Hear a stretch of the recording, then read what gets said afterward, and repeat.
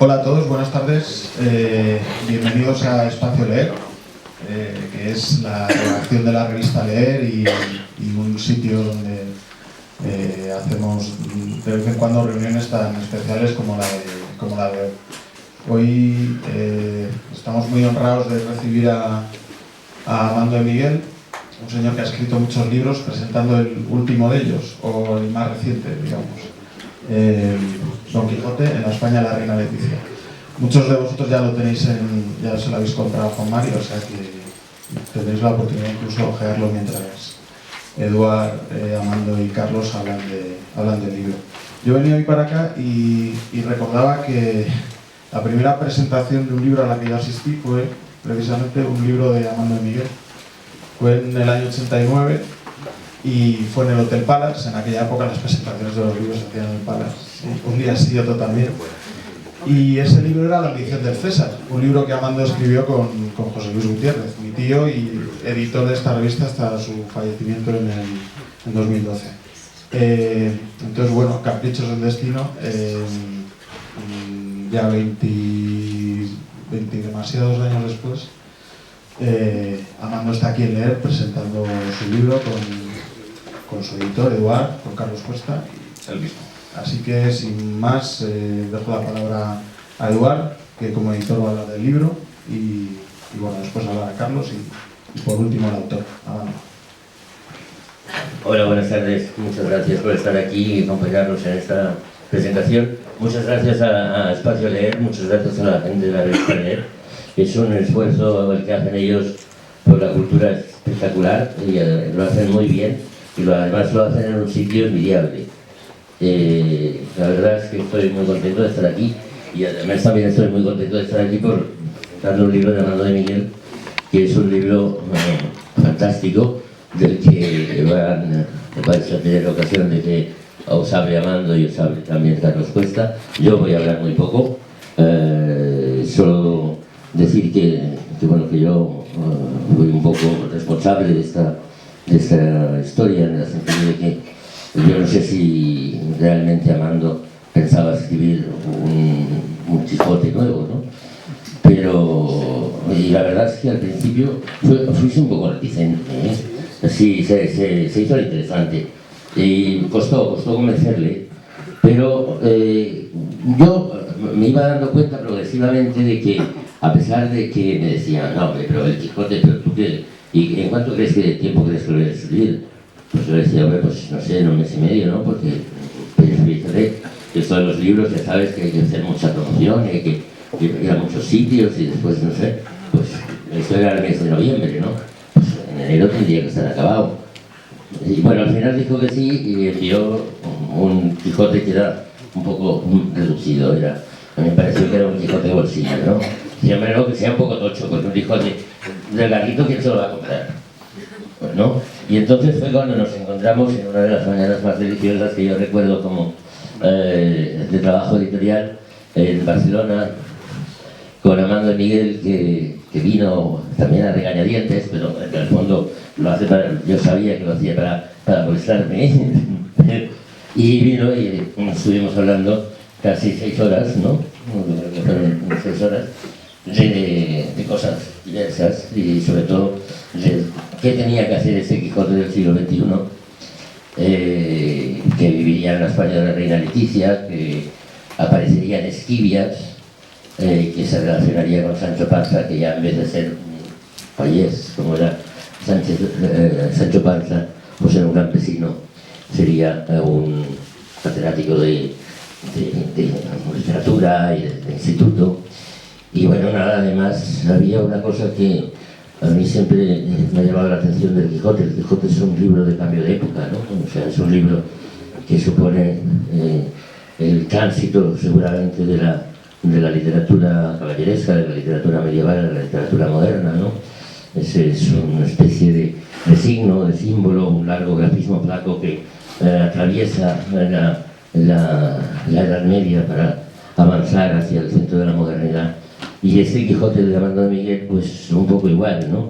O sea, es un Quijote que vuelve para arreglar un poco la situación de esta España nuestra, que parece que que no hay quien la arregle, ¿no? Pues el mago Merlin, supongo que un día inspirado, decide que no estaría mal que Don Quijote pusiera un granito de arena en la solución de los poemas, de los problemas de nuestro país. Y nada, aparece Don Quijote de pronto en Esquivias y llaman a Sancho Panza, que además me parece que es recordar que es el cuñado de la médico que lo encuentra, y a partir de ahí pues se inicia una ruta quijotesca por la España del siglo XXI, por los platos de televisión.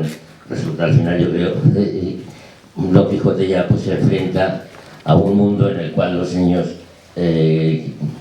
ya no están por la calle, eso les extraña mucho, las mujeres llevan las faldas demasiado cortas, también les extraña mucho, la gente come mucho. Don Quijote pues dice, pero ¿cómo es eso de que comen tanto? Claro, Don Quijote, sobre todo Cervantes, debía tener un poco la idea de que esto era como, ya sabéis que Platón en la carta 7, su principal desencuentro con el tirano de Siracusa es porque el tirano de Siracusa dice que come 2 veces. Y claro, Platón le dice, pero comiendo 2 veces usted qué va a hacer, ¿no? O sea, no se puede llevar un país comiendo 2 veces. Claro, imagínense ustedes si Platón viera que nosotros y nuestros políticos incluso meriendan, ¿no? O sea, yo creo que la próxima cosa que tendrías que hacer, Armando, es imaginar ese buscón, ¿no? Para que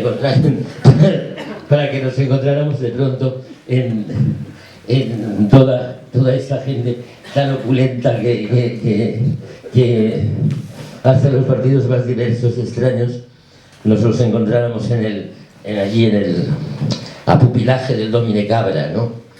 Pero bueno, nada, esta es un poco la historia de este libro.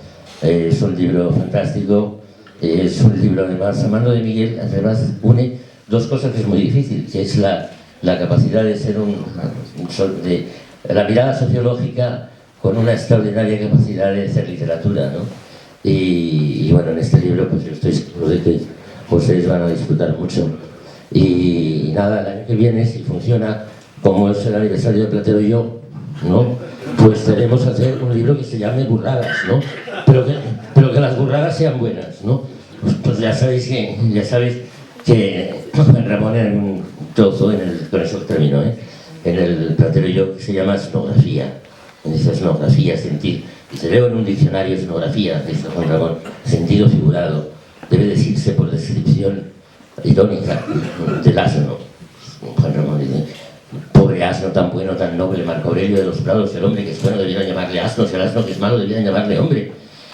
Y al final va haciendo la pelota al borrico, ¿no? Al asno, y al final dice Platero, que sin duda comprende, seguro se da cuenta de que yo no soy como ellos, de que yo he escrito en el diccionario con letra cuidadosa, etnografía, sentido figurado, debe decirse por descripción del hombre imbécil que escribe diccionarios. Muchas gracias.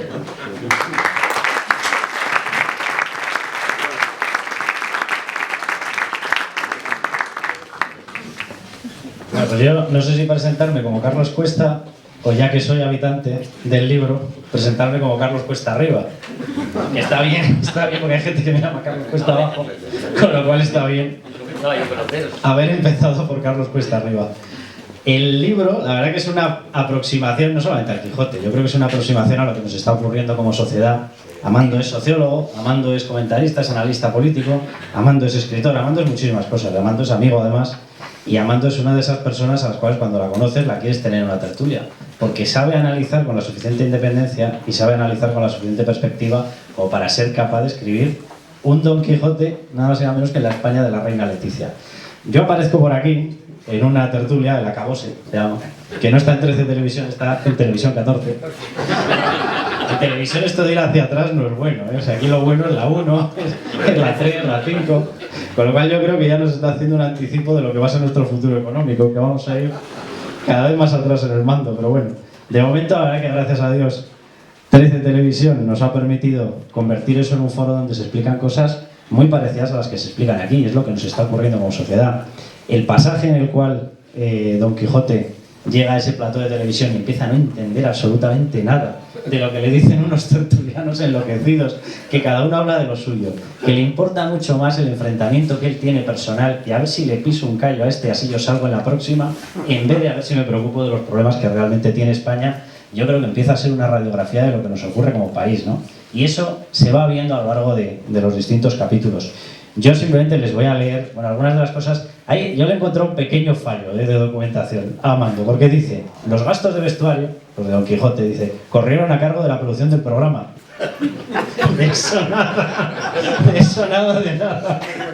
Es una ironía, ¿no? Está claro, con mucha ironía. Igual que el catering.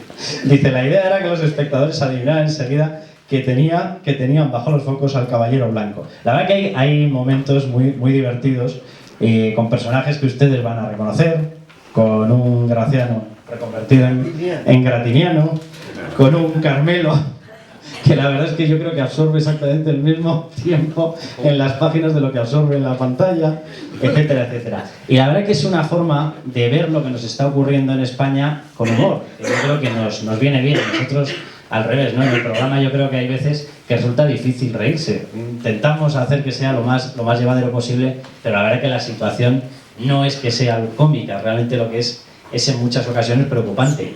Y en el libro se ven problemas, se ve el tema del soberanismo, se ve el desafío independentista, se ve lo que nos está ocurriendo con la demagogia, se ve cómo se utilizan situaciones personales muy tristes con determinados fines, se ve cómo determinada gente, bueno, pues espera a lo mejor el peor resultado de una sociedad precisamente para apalancarse en ello y para lanzarse políticamente.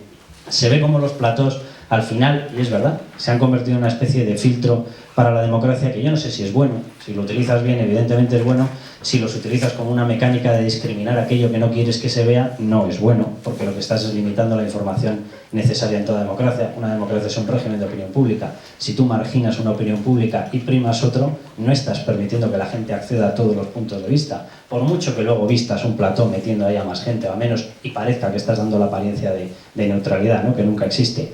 Pero yo el libro se lo recomendaría abiertamente, porque posiblemente después de los bofetones que nos llevamos cada día informativamente, después de ver lo que está haciendo determinada gente con este maravilloso país que algunos seguimos llamando España, y además con muchísimo orgullo, hombre, mirarlo con un punto de vista cómico, mirarlo con un punto de vista alegre, pues yo creo que nos puede permitir enjuagarnos un poco de los sinsabores que nos llevamos.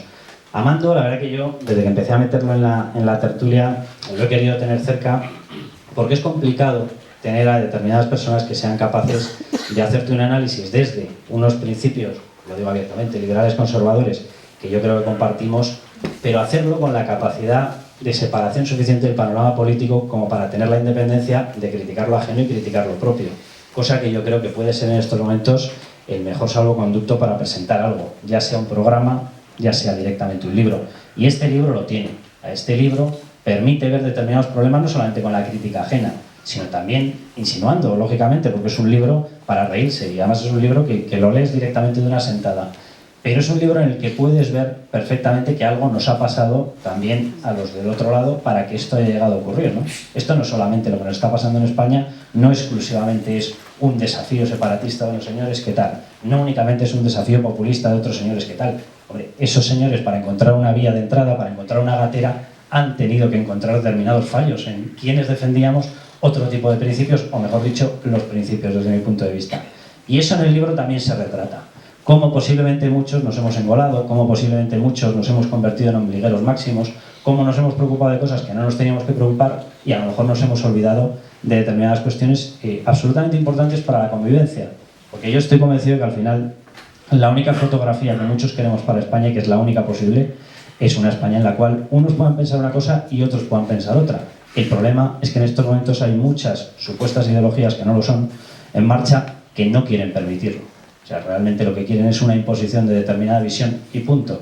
Con una fachada muy bonita, a lo mejor con una fachada de salvapatrias maravillosa, pero que en el fondo lo único que esconden es una postura sectaria.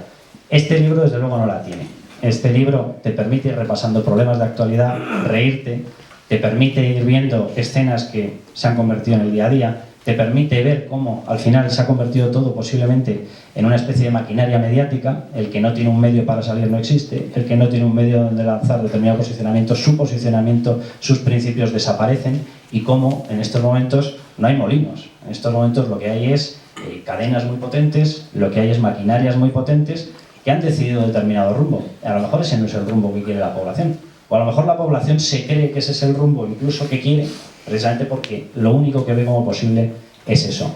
Yo les recomiendo el libro por dos cuestiones, porque el libro, la verdad es que es un libro con el cual te ríes, es un libro muy divertido, es un buen libro, y dos, por Amando, que es un muy buen profesional y además un buen libro. Amando, todo tuyo.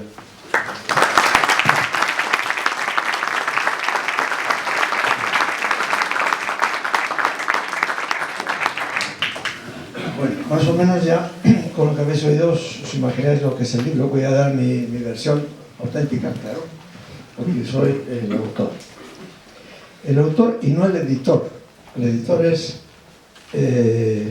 está a mi izquierda, y Eduard es el editor que solemos decir, pero más el editor en el sentido anglosajón, decimos.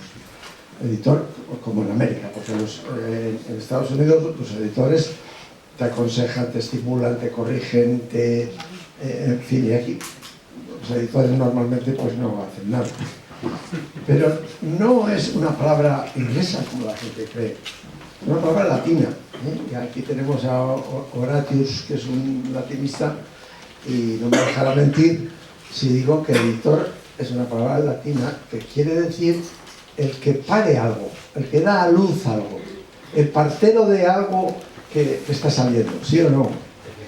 Bueno, Horacio sale en el libro también, porque algunos salen con su nombre y otros, pues como Carlos Cuesta, salen con un nombre disimulado, porque precisamente el Quijote de Cervantes, una de las gracias que tiene es que tiene personajes reales, como el bandolero ese de Cataluña. En fin, hay varios personajes que son reales en el Quijote y que a la gente le gustaba encontrar la clave de quién podía ser, ¿no? Y eso le hace muy gracioso al Quijote y le da un aire de verosimilitud. Y yo he empleado esa técnica también. Igual que el Quijote, Cervantes descubrió la gran técnica para que una novela fuera verosímil, y es que los personajes no hablaban de la misma manera. Me diréis, esto no es normal. Sí, es normal ahora, pero en el siglo XVI, XVII los personajes hablaban todos de la misma manera.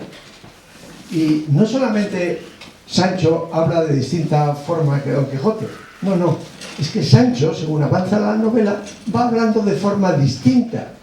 Y hay al final una escena maravillosa en donde Sancho habla con su mujer y poco menos que le riñe porque habla de forma muy vulgar su mujer, porque ella habla como Don Quijote.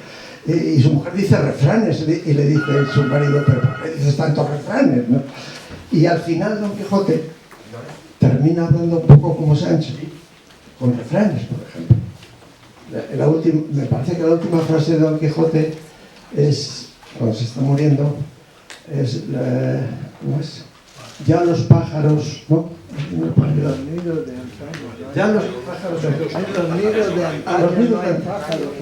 Los pájaros hogaños. También sale Luis Enrique en la obra con su nombre, porque es el que más sabe sobre Shakespeare en España, y en la obra Don Quijote se confirma la tesis de que Cervantes y Shakespeare se vieron y conversaron, en latín naturalmente, que iban a conversar. Bueno, una novela. Esto es una novela clásica, si queréis. ¿En qué sentido es clásica? Porque se inspira mucho en Cervantes, desde luego. Y es clásica porque es una novela de ficción, de ciencia ficción, como se dice ahora, pero de las clásicas. Y Mark Twain escribió un yankee de Connecticut en la corte del rey Arturo, o José Cadalso escribió Las Cartas Marruecas. Es decir, alguien de otra cultura lejana o de otro tiempo lejano venía a nuestro mundo, como H.G. Wells también. O sea, viajaban en el tiempo. Pues aquí es un personaje que viaja en el tiempo y que aparece aquí en Toledo pero que es Don Quijote después de 400 años. Y hay todo un juego, porque claro, esto es un juego de lenguajes. Don Quijote habla como hablaba Don Quijote, claro, aunque va aprendiendo rápidamente cómo se habla ahora. Y eso le hace sospechar a Sancho, que la acompaña, el profesor de instituto, que dice, pero esto no puede ser. ¿Por qué aprende tan rápidamente? ¿Y por qué cita, por ejemplo, a un conocido intelectual de Colombia y empieza a sospechar? ¿No será un catedrático del Instituto de Literatura que ha perdido el juicio y solo se acuerda de lo que explicaba a sus alumnos? Y hay varias versiones a lo largo de la obra, porque es una obra de misterio, ¿eh? Y el lector, bueno, irá leyendo la obra y podrá decir por qué versión se inclina. Yo tengo datos. En esta sala hay una persona que ya creo que adivinó quién era Don Quijote. Es Andrés Caparrós, pero no lo va a contar por la radio nunca. De momento. Lo adivinó enseguida, por esa cosa del periodista que dice. Bueno, los lectores leerán el libro y adivinarán quién es Don Quijote, si es que lo adivinan. Y si no, pues se entretienen como si fuera un laberinto, o lo que sea, un juego, que es de lo que se trata. Es una novela sobre todo crítica y, como lo fue el Quijote. El Quijote no se habría podido escribir como ensayo porque no hubiera pasado la Inquisición, pero si lo decía un loco y pues todo eso podía pasar. Es decir, y pasó muy bien la Inquisición. En Lisboa le censuraron algunos párrafos, porque era una Inquisición un poco más dura, pero porque era una novela. ¿Y por qué se inventa la novela? La novela aparece con la imprenta, no es casualidad. ¿Por qué? Porque al venir la imprenta se difunden muchísimo las obras y entonces las autoridades dicen, esto hay que poner un dique, no puede ser. Estos que escriben ahora tienen miles de ejemplares que los pueden leer. Entonces, la censura viene con la imprenta. Y continúa, claro, naturalmente, la censura de otra forma. Es una novela, como digo, de misterio en este aspecto, y es una novela crítica en la medida en que Don Quijote no solamente que la parte graciosa, que se asombra de nuestras costumbres, de los móviles, de la televisión, yo qué sé, el boli es lo que más le gusta. El boli es para él el máximo exponente del progreso humano. En cambio, pues un coche no le dice nada. Le dice, nosotros también tenemos coches, con caballos, pero en fin, pero bolis no tenemos. Entonces no podíamos escribir más que donde había tintero, papel y tinta. Y ahora con el boli podemos escribir en todas partes. Odia los grafitis. Les cita mucho ver a las mujeres que se le ven los muslos, porque en su época nadie había visto el muslo de una mujer, aunque fuera la suya, un hombre, quiero decir, ¿no?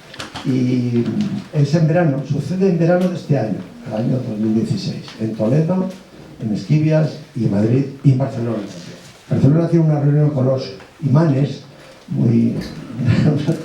una reunión muy interesante, porque los imanes le piden más libertad para las mezquitas y todas esas cosas, y dicen, estupendo, vamos a ver si conseguimos que los cristianos puedan abrir iglesias en Arabia, y entonces ya todos nos entendemos, los imanes se enfadan, entonces, la cosa acaba mal, porque acaba, bueno, no voy a decir cómo acaba, pero se mezcla el terrorismo yihadista, la obsesión de Don Quijote de libertad a los, bueno, de darle personalidad a los inmigrantes y papeles, es decir, se mete en la vida real. Y lo que más le fascina es la televisión.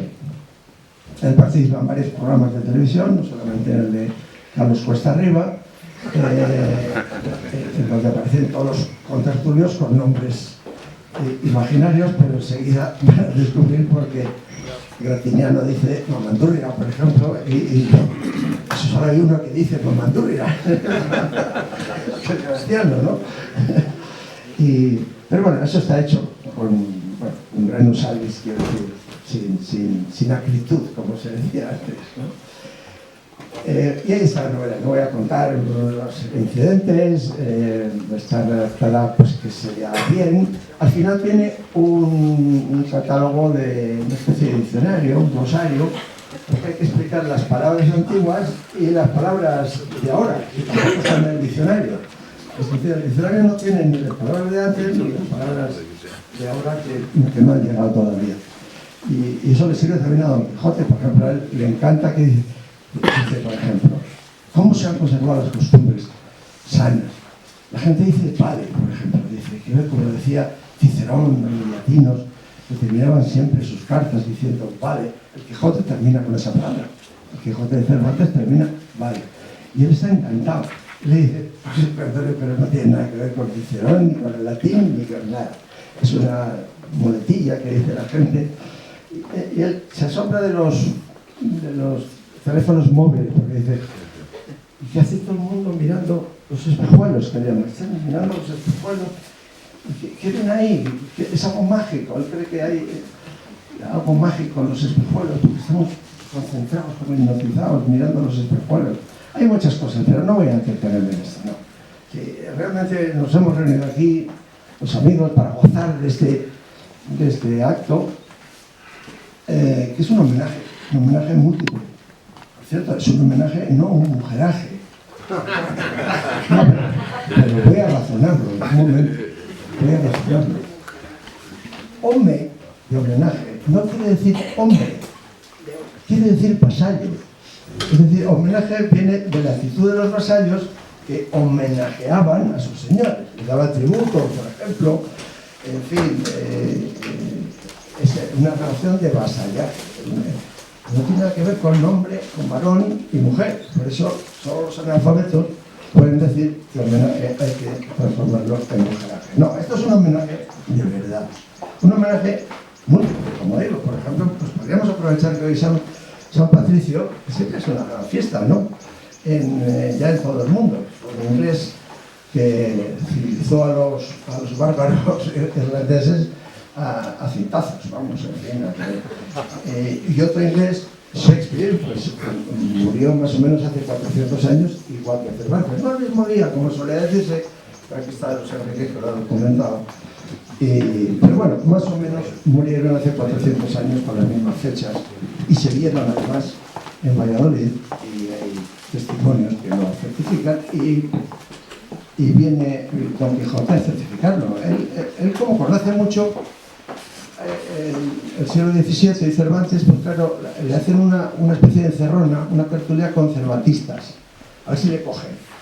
Pero él sabe más que los cervantistas, ¿no? Le dice cosas que los pobres cervantistas se quedan, porque no lo sabe de primera mano. Le dice, pero el retrato de Cervantes ese de la Real Academia, eso no es Cervantes, hombre. El Cervantes está retratado por su amigo Doménicos Theotokopoulos, que eran amigos, y en fin, y se veían con frecuencia, tenían la misma edad más o menos, y está retratado en el entierro de Conde Orgaz. Uno de las cabezas era de Cervantes, y se quedan anonadados. Y como esto descubre muchos secretos, que por eso dice Sancho, pues vamos a ver, este tío no puede ser un farsante, no puede ser una persona que se haya inventado esto, o un loco, porque sabe tanto. Y ahí está el misterio y la gracia. Pero decíamos lo del homenaje. El homenaje, aparte de San Francisco, cuidado con San Francisco, San Patricio, al editor. ¿Por qué al editor? Porque, como digo, literalmente fue el partero de este libro. Él me dio la idea, y como él ha dicho, yo me puse muy reticente porque dije, pero qué locura hacer un Don Quijote ahora en el siglo XXI. Así lo llamé, además, el libro se llamaba Don Quijote en el siglo XXI, por de título, ¿no? Y él me lo cambió también y me dijo, pero hombre, por Dios, con ese título, ¿dónde vamos? Que parece un informe sociológico. Y me puso este título, es estrafalario. Como tantas cosas del Quijote, que son estrafalarias, que es un invento de Cervantes. Para empezar, lo llama el ingenioso hidalgo de Don Quijote de la Mancha. No era nada ingenioso. En todo caso, Sancho Panza era ingenioso. ¿Pero por qué pone ingenioso? Para reírse de su época, que lo odiaba cordialmente, ¿no? Y, o sea, que ya el título de Cervantes es también un juego de palabras y de situaciones, como esta de la España de la reina Leticia. Había una duda también, hay varias dudas. Había una versión de en tiempos de la reina Leticia. Yo le dije, un consejo de Salvador Paniker, que me editó algunos libros. Me dijo Salvador Paniker, si pones la palabra España en el título de un libro, se vende más. Salvador Paniker, gran comerciante, gran editor, en el sentido que decimos de parcero. Y luego también, él lo ha dicho, no solamente me dio la idea, sino que tuvimos conversaciones, nos reunimos en Barcelona y le dimos vueltas a las cosas. Incluso el capítulo de Barcelona pues me vio obligado a ponerlo, porque me dijo, pero no se puede escribir una cosa de Don Quijote sin que haga un viaje a Barcelona, porque es la última aventura del libro de Cervantes, en donde está la aventura de la cabeza encantada, una cabeza que hablaba. Y dice, claro, la televisión es eso, si ya lo vi yo hace 400 años en Barcelona, una cabeza que hablaba. Pues lo mismo que la televisión, no tiene ningún misterio. Homenaje entonces a Eduard, que es un editor como Dios manda. Para todas las estaciones que dice en inglés, for all seasons. ¿Te gusta más? For all seasons. Se lo decían a Tomás Moro. Tomás Moro era For all seasons, es una famosa obra de teatro. Luego una película que todos habéis visto. Y bueno, homenaje entonces a la revista Leer, que a mí me fascina por una razón, porque estoy viendo vuestras caras, pero estoy viendo la cara de mi cuate José Luis ahí enfrente, ¿no? Y eso me impresiona, francamente. Fueron unos años muy felices de colaboración con él en el libro que decía Borja, que ese libro con más éxito ha tenido, tuvo, no sé, 10 ediciones, no sé cuántas. Bueno, que nos dio mucho dinero, francamente. Para compensar los otros docenas y docenas de libros que no han dado dinero nunca. Pero bueno, ¿qué más? Pues esta, el homenaje. Y a todos vosotros por haber venido aquí, por gozar de este bautizo de la criatura, porque un libro nuevo es como el bautizo de la criatura. Y aquí están mis nietísimas, que dentro de unos años recordarán esta extraña escena surrealista. Unos señores un poco locos hablaban de cosas ininteligibles. Pero en fin, ya lo... Me preguntaba Candela, que le ha puesto un cartelito ahí con Don Quijote, y dice, ¿por qué tiene ese casco tan raro? Tiene la vacía de Don Quijote, el casco ese tan raro. Bueno, pues pasamos si queréis algunas preguntas que queráis hacer, o alguna curiosidad que tengáis, siempre que no me pidáis cómo termina la novela, porque no lo voy a decir. Pues muchas gracias.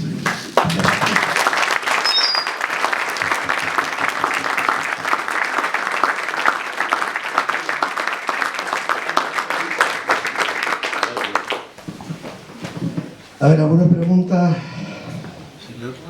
¿Pregunta o comentario? O... Amando, ¿Sí? me gustaría saber cuánto ha durado el parto. El parto, pues, literalmente mes y medio, ¿no? No, hombre, un poco más. No, 2 meses. 2 meses. 2 meses. No, porque tú mismo has dicho las fechas. En noviembre me dices, hay que hacer un libro, y en enero estaba entregado. ¿Sí? Pues ya, pues dímelo. 2 meses. Un momento, 2 meses más 40 años. Claro, claro. Tuviste el comienzo de los 40 años, ¿no? Es que yo estuve con Paco de Fulbrighter hace, pues eso, 50 años, más de 50 años.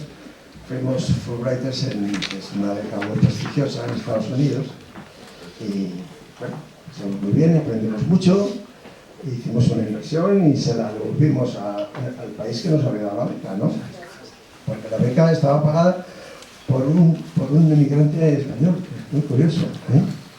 Pues Fulbright era, vamos, la institución de la beca, pero el dinero era de un inmigrante español que había ido a Estados Unidos, que había hecho rico y había dado dinero para becas. Y nosotros, pues ahí empezó. Entonces, desde entonces, pues acumulando, pero luego en 2 meses se liquida. Pero en 2 meses, ¿y en cuántas horas diarias? No, normal, no. Bueno, normal. No, Comillas, no, comillas. O pasaban las noches en blanco. bueno, he ido a las tertulias, escribo un artículo diario en los digitales. Como no me dejan dar clase, pues tengo mucho tiempo, claro. Más preguntas, a ver. Una curiosidad simplemente. Igual que decía antes el señor Fani, que le dijo que incluyendo la palabra España vendía más, incluyendo Leticia vende más que decir Felipe. No sé, que lo diga el editor. Si lo incluyó es porque creo que vende, ¿no? Es muy fácil, eso es muy fácil. Hombre, al ser una mujer, el Quijote necesita una Dulcinea mediática. No sé si será la reina Leticia, pero igual podría serlo, ¿no? Fíjate que Dulcinea, que es el personaje femenino y es fundamental para entender el Quijote, no sale nunca en el Quijote. Es una mención. ¿Eh? Es una mención. No, sale con versiones distintas. Dice Sancho, esa es Dulcinea. Claro, usted, pues a Merced no la ve porque está un encantador, la ha puesto de campesina, y usted no la ve, pero yo la estoy viendo, que es Dulcinea. Sale varias veces, pero nunca sale Dulcinea. Y es fundamental para entender el Quijote. Pues doña Leticia no sale en el libro, pero es fundamental para entender este libro, sí. A ver, César. España de la reina Leticia tiene el sentido de que es un tipo de España, Sí. o es posesivo. España es de la reina. No, eso sí. ¿Cómo va a ser?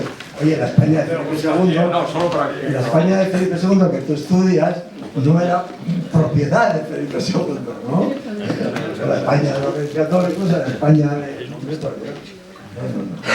No es posesivo en ningún sentido, ¿no? Es simplemente pues que a lo mejor dentro de 300 años la gente llama a esta época de la reina Leticia. Igual que Don Quijote se queda asombrado que a su época la llamen siglo de oro. Dice, ¿por qué siglo de oro? Dice, no será por el oro americano, que se lo damos todos a los genoveses y a los florentinos. ¿Por qué el siglo de oro? Dice, no, el siglo de oro por Cervantes, los Rivera, en fin. Pero el siglo de oro se puso, como tú sabes, muy tarde. A finales del siglo XVIII se puso lo del siglo de oro. Las épocas, hay que esperar 200 años para poner el nombre. ¿Cuál será el nombre de esta época? Pues no lo veremos, pero alguien lo verá. Quizá aquí las netísimas lo verán. Bueno, decís que es un nuevo renacimiento, ¿no? ¿Renacimiento? Sí, ahora. Bueno, Sí, no, ya sé por lo demás. No, yo sostengo que ahora no hay una crisis económica como las demás, porque no tiene ninguna de las características de las crisis económicas. Para empezar, en las crisis económicas hay inflación. Y ya me dirás, una crisis económica sin inflación es una cosa muy rara. Es decir, hay cosas muy raras en la crisis económica actual. Yo sostengo que se ha acabado la época de las crisis cíclicas y que empieza una nueva época como el Renacimiento. Significó que se había acabado la Edad Media y empieza una nueva época. Es decir, que no nos damos cuenta porque en el Renacimiento nadie decía estamos en el Renacimiento, ¿no? O que se despidió porque se iba a la guerra de los 40, de los 100 años. Pues no, ningún soldado puede decir adiós que me voy a la guerra de los 100 años. Las novelas pasa mucho, ¿eh? Sí. oye, Armando, has escrito este libro en un tiempo muy acotado, 2 meses, ¿no? Sí. Y estoy seguro de que va a pasar bomba. Desde luego. ¿Qué hubiera pasado si en lugar de 2 meses fuera más tiempo? Porque cuando pusiste el vale final en el libro, ¿te sentiste completamente satisfecho o con ganas de continuar? Satisfecho porque satisfecho. Quiero decir, has terminado el libro, sientes que has hecho el libro que querías, o te queda más dentro. No, porque mientras lo estás haciendo, sin querer, estás pensando en el siguiente libro. El mismo editor, antes de terminar este libro, pues estaba proponiendo ya nuevos libros. Y ya está otra vez dándole a la cabeza, a la matraca. ¿Por qué no haces este libro? ¿Por qué no haces otro libro? ¿Puedo anunciar que el próximo libro va a ser las novelas ejemplares? Es un proyecto, es un proyecto. Puede que sea con este editor o con otro editor, no sé. Pero tengo unas novelas ejemplares. Igual que digo que Cervantes escribió El Quijote al mismo tiempo que las novelas ejemplares, que es una cosa muy curiosa. Y quien haya leído las 2 obras verá que el estilo de las novelas ejemplares es muy antiguo y el del Quijote es muy moderno. Qué desdoblamiento en la cabeza de Cervantes, ¿no? De hacer un castellano que es el que ha cuajado ahora. Porque el castellano cuajó muy pronto. En cambio el inglés no, el inglés de Shakespeare no hay Dios que lo entienda. Con los respetos de todos los expertos, ¿no? Porque le costó todavía un siglo para fijarse con el idioma literario. Y es verdad que Shakespeare contribuyó a ello. Pero Cervantes ya le puso el broche final al castellano. Pero con el Quijote, no con las novelas ejemplares. Por cierto, al Quijote nunca lo llamó novela. Es curioso, la gran novela, la primera novela, y él no la llamó novela, la llamó historia. Y es verdad, yo creo que, aunque hemos estado hablando de novela continuamente, pues esto es una historia. Una novela que es una fantasía, sí, es una fantasía, pero es una historia. Y además, tanto con Shakespeare como con Cervantes ocurre una cosa, que sus personajes son más reales que los autores. O sea, la gente corriente, Cervantes no sabe quién es Cervantes, pero sabe quién es Don Quijote y quién es Sancho. Y en Shakespeare ocurre lo mismo. Puede que mucha gente no sepa quién es Shakespeare, pero Romeo y Julieta sí sabe quién es Romeo y Julieta. O, en fin, los distintos personajes de Macbeth. Bueno, pues no está mal además que nos juntemos para hacer el homenaje de los dos grandes creadores de la literatura moderna y contemporánea, porque ya son universales, en vista de que, si bien el homenaje a Shakespeare se está haciendo muy bien en todo el mundo, el de Cervantes se está haciendo muy mal, y el mismo Don Quijote lo critica. Hay un capítulo friólico realmente, en donde el profesor de instituto, que es amigo de otro profesor de instituto que anda por aquí, de Fran, porque era profesor de instituto en Alcalá de Henares y lo expedientaron porque se le ocurrió decir que la casa de Cervantes en Alcalá de Henares no podía ser de Cervantes. Y claro, lo expedientaron, porque eso es una herejía, ¿no? Pero él razonó que una casa claramente de un noble no podía ser de un pobre diablo como era el judío, por otro lado, en fin, poco menos que barbero, que es lo que era, ¿no? Un barbero judío, pues no podía tener esa casa. Bueno, lo expedientan. Y ya me he perdido porque no sé a qué venía esto. No, que por fin vas a publicar la segunda parte de Rinconete y Cortadillo. No, novelas ejemplares, pero a mi estilo. No, son novelas ejemplares en el sentido de que he escrito una serie de novelas, algunos conocéis alguna, por ejemplo, que es un cuento que creo que se llama El caballo de cartón, supongo que aquí lo conocéis algunas personas, ¿no? Pues, son cuentos moralizantes, cuentos sentimentales, cuentos y novelas cortas muy bonitas. Pero estoy hablando del próximo libro, no, hay que hablar de eso. De la reina Leticia. A ver, es otro personaje que aparece en la historia. A ver, dime. Bueno, yo sostengo que Quijote no es solamente Don Quijote, sino Don Quijote Sánchez. Es imposible imaginar un Quijote sin la compañía de Sancho. Sí, y sin embargo, has trasladado a Don Quijote 400 años después, pero no has trasladado a Sancho. Sí, hombre, Sancho es el que la acompaña. Sí, pero no es el Sancho de entonces. No es el Sancho de entonces. No es el Sancho de entonces. Claro. No, porque yo necesitaba, vamos a ver, como en las cartas persas de Montesquieu o las Marruecas de Cadalso, siempre aparece al lado del viajero que se asombra, el local que le ayuda a interpretar las cosas. Yo necesitaba un campesino de Esquivias, pues no me servía. He puesto un catedrático de institutos, porque no, oye, pues después de 400 años, el heredero de Sancho ha hecho oposiciones a catedrático de cátedra de institutos, ¿no? Eso es bastante normal. En fin, pero bueno, se puede discutir todo eso porque Sabino, que aparece en la obra como Sabino de Andrés, es Sabino de Diego y es el que más sabe sobre Cervantes y sobre todo sobre la mujer de Cervantes, que tiene su casa en Esquivias y que destroza la tesis de que de que Cervantes era de Argamasilla de Alba y todas estas historias que no tienen ningún fundamento. Es simplemente la broma que hizo Cervantes en el prólogo de poner una poesía de los académicos, él llamaba académicos a lo que llamaríamos tertulianos, los académicos de Argamasilla. Entonces, bueno, ha ido rodando y parece que Don Quijote era de Argamasilla. Pero la misma discusión de dónde era Don Quijote es fantástica, porque indica que para nosotros es un personaje real, porque si no nos pegaríamos discutiendo de dónde es.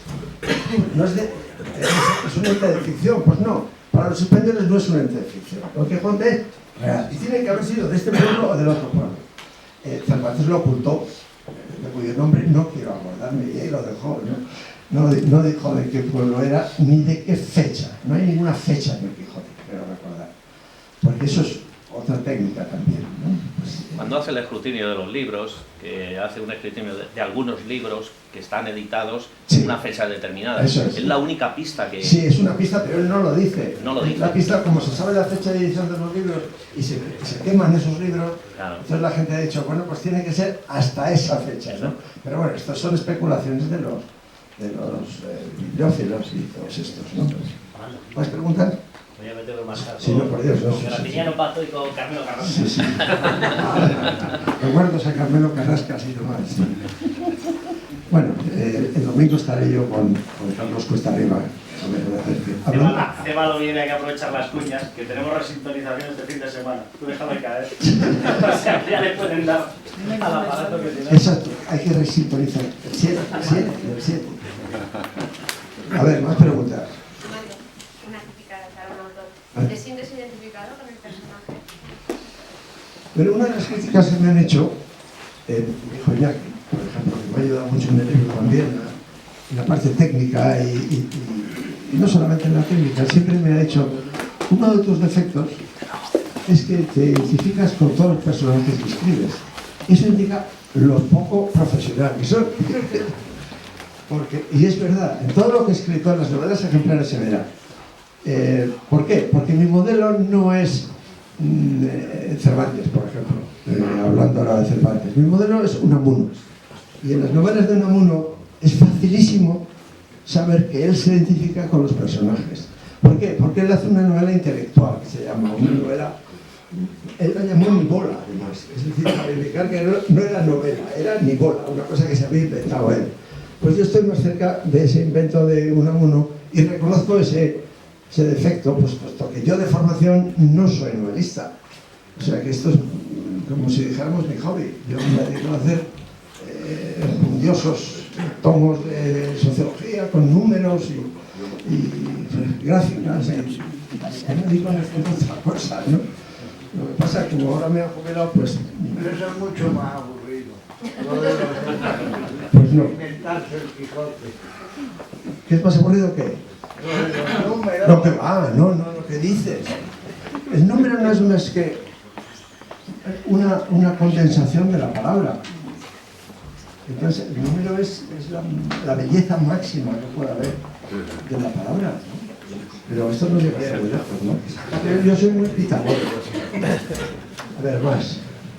Si sentamos a Don Quijote en la mesa de negociación, se elige antes presidente. Pues no sé lo que sería, pero es imposible que haya una negociación eficaz por una razón, porque es un juego de suma cero, digamos. Volviendo a los números, su juego de suma cero es que si uno gana, otro pierde. Se entiende muy bien cuando juegas al póker, por ejemplo. Se pone el dinero al centro de la mesa y el que gana se lleva todo el dinero que hay en el centro de la mesa y los demás pierden. En la vida hay muy pocos ejemplos del juego de suma cero, muy pocos. Solamente en el deporte, los equipos se disputan la final, si empatan, pues penaltis, hasta que desempaten, ¿no? Y supongo que si no desempataran, se echaría la moneda al aire. Yo no sé si está previsto esto, pero el deporte y muchos juegos de entretenimiento son juegos de suma cero. Pues bien, en la política no tendría que ser juego de suma cero. Es decir, todos podrían ganar, como en la vida ocurre. En la vida, en la mayor parte de las situaciones, no gana uno porque otro pierde, sino, no sé, una familia, por ejemplo, ¿no? Pues ganan los padres y ganan los hijos, ganan todos, ¿no?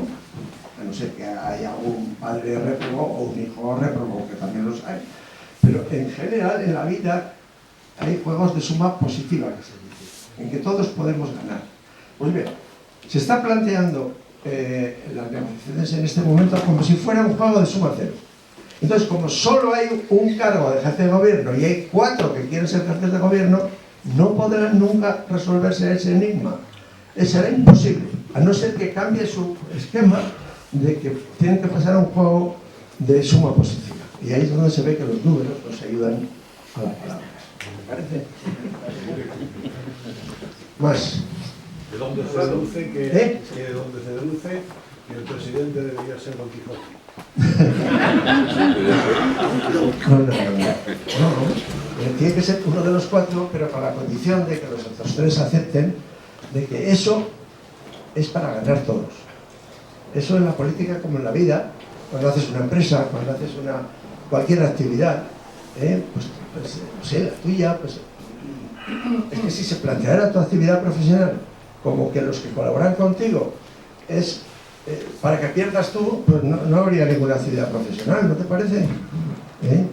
Pero en la política tenemos pues malas artes, una tradición muy mala, y luego está la corrupción, pero claro, precisamente la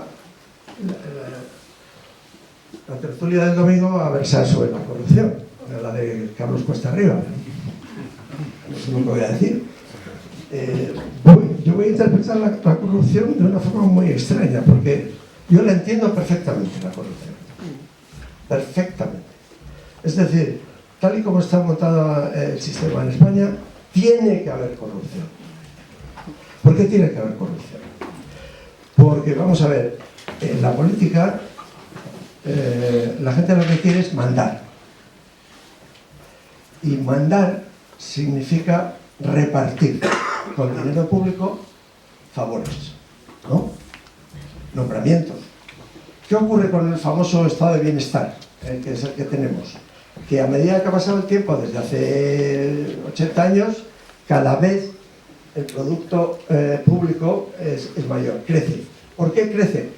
Porque los políticos saben que si crece el erario, si crece el producto público, pueden repartir más cosas. Hoy un ministro, por ejemplo, nombra una cantidad de cargos, directa o indirectamente, increíble, que no podía ser en la época de Fernando Suárez, que fue ministro hace mucho tiempo. Pues él podía nombrar a muy poca gente, porque había muy poco dinero para repartir. Ahora hay mucho dinero para repartir, cada vez más. Fijaros bien que en el documento este de los 2000, de las 200 medidas, prácticamente todo significa aumentar el gasto público. Y en eso están de acuerdo todos. Y naturalmente Podemos estar de acuerdo. Y los más posibles, los catalanes y todos, y el PP está de acuerdo. Aumentar el gasto público significa que si yo llego al poder, voy a tener que nombrar a mucha gente y eso me da poder. Porque el poder ahora, ¿cómo diría yo? El poder es exhibitorio, no encuentro la palabra. Uno exhibe el poder. No siempre ha sido así el poder. Ahora se exhibe. Por ejemplo, lo primero que exige, y no se ponen todos de acuerdo, decimos, no se ponen de acuerdo en el gobierno, pero se han puesto de acuerdo perfectamente en las bicocas a repartir en el Congreso, por unanimidad. O sea, y los coches oficiales y los escoltas. ¿Por qué? Porque todo eso es... Los escoltas no es por temor al terrorismo, los escoltas es porque es un símbolo de exhibición de poder. Si tú tienes escolta, tienes más poder que el que no tiene escolta. Entonces, con esa mentalidad, que es la que tenemos ahora, es muy difícil llegar a acuerdos, porque los acuerdos, como digo, implica que todos ganamos, pero si los acuerdos son yo gano para que tú pierdas, pues no hay manera.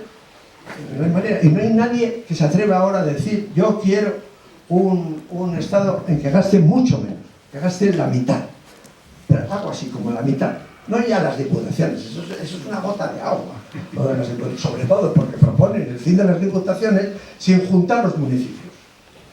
Hombre, Hombre, eso es un disparate. Tenemos más de 8.000 municipios igual que hace un siglo, cuando se iba caminando de un pueblo a otro o en muy rico. Y ahora todo el mundo va en automóvil o en el autobús o en el sistema público de transporte. Es decir, que hoy no cuesta nada irte al pueblo vecino, que también tiene su ayuntamiento y su piscina cubierta y todos los servicios. ¿Y por qué? Porque se reparten mucho más así y al mismo tiempo se recaudan muchos votos. Entonces, todos los partidos quieren tener 8.000 municipios, porque es la forma de tener lo que se llama clientelismo. Es decir, que tú les das favores y ellos te dan votos y están contentos todos los partidos. Por eso yo no es que justifique la corrupción, lo que digo es que la corrupción es sine qua non, es que es un requisito. Tiene que haber corrupción. Y no me convence ese argumento de no, es que la mayoría de los políticos no son corruptos. Eso es una tontería. Todos somos corruptos, sobre todo todos los políticos y todos los españoles somos corruptos. A ver, ¿quién es el español? Quitando a Fernando Suárez, que alguno que conozco por aquí, que cuando va al fontanero le dice ¿con IVA o sin IVA? Y le contesta, oiga, eso es un delito lo que usted me está proponiendo. Eso no lo hace ningún español fácilmente, decirle con IVA o sin IVA, eso es un delito, oiga, o vamos al cuartel de la Guardia Civil ahora mismo, por esa insinuación que usted me ha hecho. Pues no, es decir, pagamos los impuestos porque no tenemos manera de dejar de pagarlos, por eso pagamos los impuestos. Eso es evidente. Y los que podemos no pagarlos, pues no los pagamos. Claro, pero tú lo estás diciendo, o sea, que si puedes no pagar, no pagas. Eso es. Pues somos corruptos todos. Entonces, esa idea de que hay unos políticos, unos pocos que son depravados, corruptos, y los demás son honradísimos, eso no me convence. Los demás son como... Lo que pasa es que algunos los cogen y a otros no los cogen. Y algunos son desaforados, algunos ya se pasan, claro, algunos pues hacen alarde de lo que han robado y todo eso, claro, hombre. Para alusiones. Para alusiones, a ver. Tienes razón en que hay muchísimos más nombramientos que en el año 75. Sí. Pero no los nombran los ministros, los nombran 17 jerarcas. Bueno, ya. No, sí, cuidado. Sí, el ministro de Educación no puede nombrar ni al bedel del Instituto de Esquivia. Sí, tienes razón, sí. Pero como conjunto, la clase política, digamos, su capacidad de nombrar es inmensa. Por supuesto. Puede que una persona no, pero indirectamente tú nombras a uno que a su vez se nombra a otro. No, porque tú no nombras a los presidentes. No, tienes razón. Uno de los problemas es que el gobierno central tiene pocas competencias. Sí, tienes razón. Hay que corregir eso. Y además la corrupción, si os dais cuenta, está casi siempre en las autonomías y en los municipios. No está en el Estado central. En el Estado central hay muy pocos casos de corrupción, poquísimos. Iba a decir diplomático, sí, ahora se han descubierto unos, pero bueno. Pero es muy raro que un diplomático sea... En el exterior. En el exterior. Bueno, parece ser que la corrupción no es solo crítica de España. En este momento tenemos un caso en Lula, que es un partido populista, un hombre que todo el mundo le ha alabado, hace poco en España Felipe González, el presidente de las multinacionales, cuando viene. Entonces, el problema de Lula en este momento, yo tuve la oportunidad de conocer este tema y escribir sobre ello hace 7 o 8 días, está escrito, de que sería ministro para protegerse sobre la corrupción. Aforado. Sí, aforado, que aquí no es. Pero el tema es que en este momento los presidentes de las grandes multinacionales, entre ellos muchos españoles, están muy preocupados si salen sus nombres en que han sido partícipes en esa corrupción. Yo recuerdo en Argentina, en Buenos Aires, que cuando entre el gobierno anterior del Kirchner se mataban todos los grandes jerarcas políticos argentinos, para cuando iba el presidente de Repsol a España, está escrito, ¿no? Es eso, porque les invitaba a cenar en su casa y todos salían con un maletín. Y entonces entre ellos se preguntaban a los días siguientes, ¿qué? ¿Saliste con el maletín? De Repsol. Es que claro, siempre vemos el lado del político, pero el corruptor realmente es el que tiene dinero. Es el que tiene el dinero y paga porque le dan un favor, porque le hacen un favor y hombre, eso es consecuencia de una cosa buena, que en España la amistad es un gran valor. ¿No es verdad? No, es verdad. O sea, en Estados Unidos no puedes alardear de que haces un favor a un amigo porque eso resulta sospechoso. Pero en España tú estás encantado de hacer un favor a un amigo, es parte de nuestra mentalidad y vivimos muy a gusto así. Y es una sociedad maravillosa por la amistad y el parentesco, que van unidos muchas veces, ¿no? Eso lo que llamamos círculo íntimo. Todos trazamos un círculo íntimo de qué personas están dentro de ese círculo, que suelen ser parientes, algunos, no todos, y amigos, no todos, y que van variando a lo largo del tiempo, ¿no? Por ejemplo, tú y yo hemos entrado en el círculo íntimo hace muy poco. Pero nos conocíamos hace... Sí, ha sido alumno mío. Es que aquí hay algunos que han sido alumnos míos, ¿sabes? Que yo no soy Dios. Bueno, más preguntas. Bueno, te quería decir que el tiempo es que eso es de toda la vida. ¿Cuál? Porque el tiempo de la corrupción. No. Porque el Quijote había una corrupción tremenda. Muy distinta. Ah, bueno. Muy distinta, completamente distinta. Fíjate que Quevedo lleva a decir que en este país no queda oficio santo sino que la Inquisición. Que todos, según él, estaban corrompidos. No, pero es muy distinto. Un sistema, digamos, no había libertades, no había partidos políticos, no había democracia, era otra cosa, era un sistema estamental y monarquía absoluta, era una cosa muy distinta, ¿no? Digo yo, no sé. El Duque de Lerma montó una... ¿Eh? El Duque de Lerma montó unas operaciones inmobiliarias llevándosela por Valladolid, contrayendo... Y el Marqués de Salamanca, no digamos, al siglo XIX, pues sí, hay precedentes curiosos, lo que indica que somos una nación, por otro lado, ¿no? Porque ser una nación es que hay ciertas constantes a lo largo de la historia, ¿no? Y esta de la corrupción, pues desde Vitiza, que engañó a Rodrigo, bueno, no sé cómo es la historia, alguien engañó a los reyes, entonces hizo que entraran los moros y fíjate la que se organizó, ¿no? Bueno, pero esto nos lleva muy lejos, ¿no? Además yo no soy historiador y me pierdo con las cosas históricas. Más, a ver. A pesar de la crítica tan tremenda que hace Don Quijote de nuestra sociedad, tremenda y divertida, porque no es así de cabeza, no nos mira en el fondo con mucho cariño esa España actual. En el sentido de decir, bueno, es verdad que esto es un desastre, pero cuánto mejor estamos. Sí, es verdad. Con cariño, con orgullo, sí, aparece, España. Aparece eso en el libro. Sí aparece. Esperanza. Sí aparece esa idea de que, bueno, pues yo vengo de una sociedad bárbara, podríamos decir, y ustedes son una nacionalidad civilizada. Y sí, hay un canto a ciertas cosas que a él le maravillan ahora.